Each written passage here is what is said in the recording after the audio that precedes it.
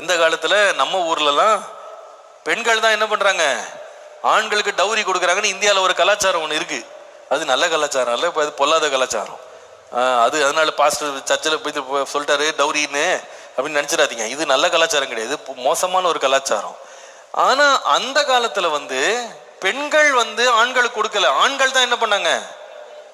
ஆமா, இது இந்த வழக்கம் இந்தியாவினுடைய நார்த் ஈஸ்ட்ல இன்னைக்கும் வழக்கமா இருக்கு. சைனால அதான் வழக்கமா இருக்கு. ஆண்கள் வேலை செய்து காசு கொடுத்தா பொண்ணை வாங்கிட்டு போனோம். எப்படி இருந்தா அவ்வளவு நல்லா இருக்கும் ஆண்டவரேன்னு சில பேர் யோசிக்கிறான்.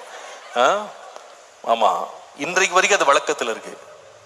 ஆப்பிரிக்கால நிறைய ட்ரைப்ஸ்ல இன்றைக்கு வரைக்கும் ஒரு பெண்ணை நீங்க திருமணம் பண்ணணும்னா பல மாடுகளை சம்பாரிச்சு அந்த மாமனார் வீட்டுக்கு மாடெல்லாம் கொடுத்து, இந்த பொண்ணு இந்த வீட்டுல இவ்வளவு வேலை செய்து இவ்வளவு கஷ்டப்படுது, உங்க வீட்டுக்கு ரொம்ப பிரயோஜனமா இருக்கு, இந்த வேலை செய்யற பொண்ணை நான் கூட்டு போறேன், அதனால அதுக்கு பதிலாக அப்ப 10 மாடு 20 மாடு 50 மாடு நான் சம்பாரிச்சு கொண்டு கொடுத்துட்டு இந்த பொண்ணை நான் கொண்டு போறேன்னு இன்னைக்கு வரைக்கும் வழக்கத்துல வச்சிருக்கிறாங்க நிறைய கலாச்சாரங்கள்ல. சரி, அன்றைக்கு அந்த கலாச்சாரம் இருந்திருக்கு. அப்போ பொண்ணை கட்டணும்னா பையன் என்ன பண்ணணும், சம்பாரிச்சு கொடுக்கணும்.